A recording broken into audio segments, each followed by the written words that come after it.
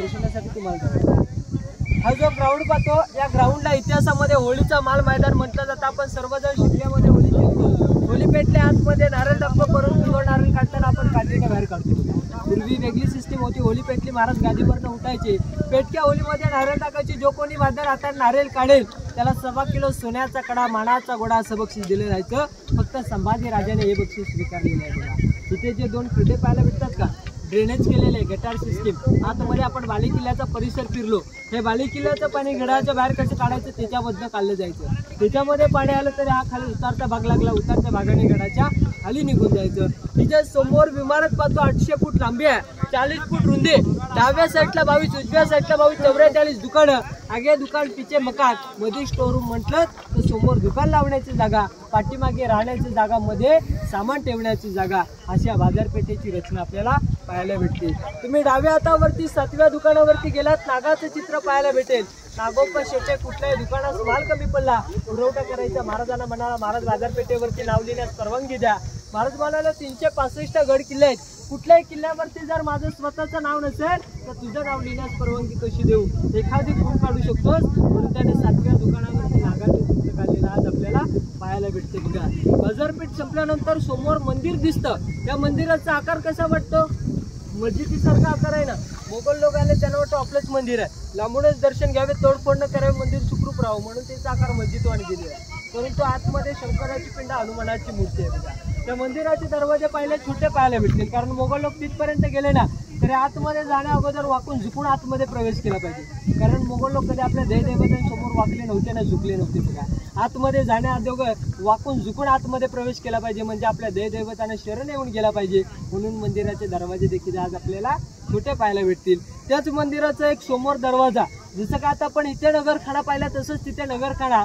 ज्या आर्किटेक्टने स्वतःचं घरदार जमीन विकून 14 वर्षामध्ये गडाचं बांधकाम केलं, त्या आर्किटेक्टच्या नावाची पाठी आहे, सेवेचे ठाई तत्पर हिरोजी इंदुलकर। हिरोजी एवढा मोठा बुलंद गड बांधला, तुम्हाला बक्षीस काय पाहिजे, सोनं नाणं धन दौलत हिरे मोती, काय बक्षीस पाहिजे स्वीकारून घ्या। नाही महाराज, आम्ही सोन्या नाण्यासाठी गड बांधलेला नाही, परंतु ज्यावेळी आमचं बक्षीस स्वीकारण्याची वेळ येईल त्यावेळी नक्कीच स्वीकारून घेऊ। महाराजांची मिरवणूक हत्तीच्या अंबारावरती जगदीश्वराला गेली।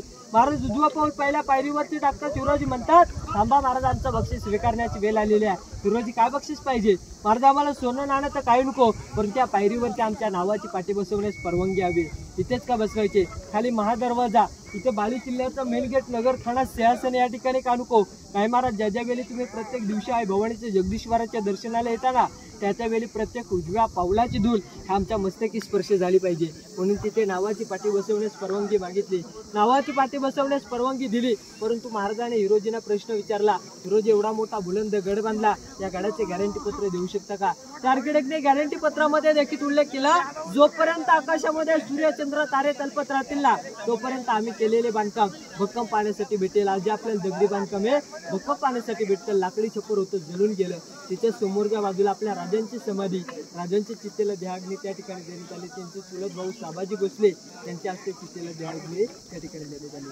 त्याच्या पाठी वाघ्यापुत्राचं स्मारक आहे, त्याचे वाद आहेत, त्याची माहिती कोण सांगत नाही। माहिती संपण्या अगोदर काय 2 शेर सांगतो, शेर असेच, अंधाराला घाबरत नाही, अंधाराला घाबरत नाही कारण नावाळाची जात आहे, मोडेल पण वाकणार नाही, ही मात्र मर्दमार्थ्यांची जात आहे, ही मात्र मर्दमार्थ्यांची जात आहे। अंधार झाला पाहता दिवा पाहिजे, त्या महाराष्ट्राला नव्हे त्या देशाला पुन्हा एकदा जिजाऊंचा शुभा पाहिजे, पुन्हा एकदा जिजाऊंचा शुभा पाहिजे।